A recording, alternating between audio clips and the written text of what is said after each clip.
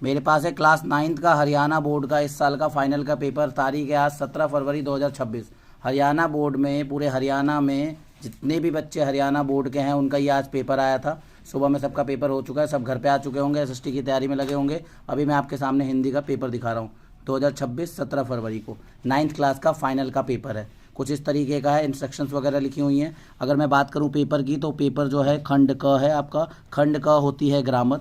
इसके अंदर आपको ग्रामर के क्वेश्चंस मिलते हैं। 15 नंबर का ये पेपर होता है। आपको बता दूं नेक्स्ट ईयर जो भी बच्चे पेपर के लिए अपीयर होंगे उनके लिए इंस्ट्रक्शन साफ साफ है कि पिछले साल का पेपर करें, सैम्पल पेपर जो आता है उसको ज़रूर करके जाएं। और जो पूरे साल आपकी हिंदी की अध्यापिका या अध्यापक जो भी आपको पढ़ाते हैं वो ध्यान से पढ़ें और ध्यान दें। आपका पेपर बहुत अच्छा जाएगा क्योंकि बहुत मुश्किल नहीं था। पेपर 3 घंटे का था। आइए देखते हैं। खंड क में पहला क्वेश्चन है आपका एमसीक्यूज टाइप है।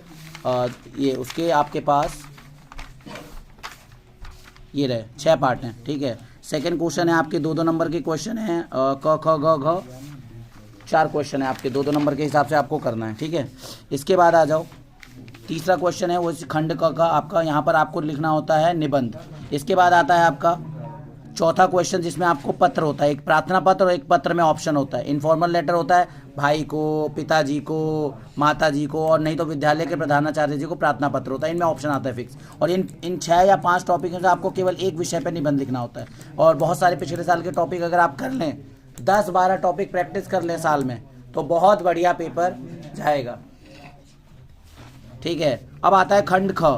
खंड ख जो होता है आपका वो क्षितिज पर आधारित होता है और उसमें पहला हिस्सा होता है काव्य खंड पे, जिसमें स्टार्टिंग में आपके 6 एमसीक्यूज होते हैं, ये रहे।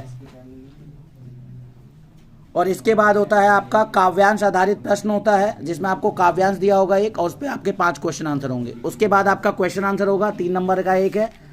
इसके बाद आपका आता है शिल्प सौंदर्य, काव्य सौंदर्य लिखने के लिए आता है हर बार काव्यांश का। और आपका एक और क्वेश्चन आंसर आएगा 3 नंबर के 2 क्वेश्चन आंसर हो जाएंगे, एक में ऑप्शन मिलेगा और एक में नहीं मिलेगा। इसके बाद खंड ग आता है जो गद्य खंड होता है, 10वां क्वेश्चन है, ठीक है। इसमें आपके गद्य खंड के पहले 6 एमसीक्यूज होंगे, इधर 2 मिला दिए उधर पीछे का।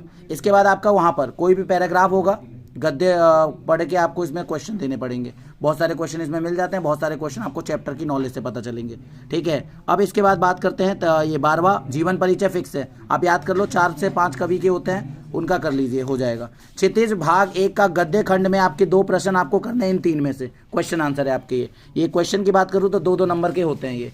खंड घ पे आ जाइए, कृतिका है, इसमें आपको दिख रहे होंगे 3 क्वेश्चन आंसर है जिसमें एक में ऑप्शन है, तो 3 आपको करने हैं। 3 नंबर का पहला है, बाकी 2-2 नंबर के हैं। खंड अंग है जो नैतिक शिक्षा पे होता है जिसमें 5 क्वेश्चन है।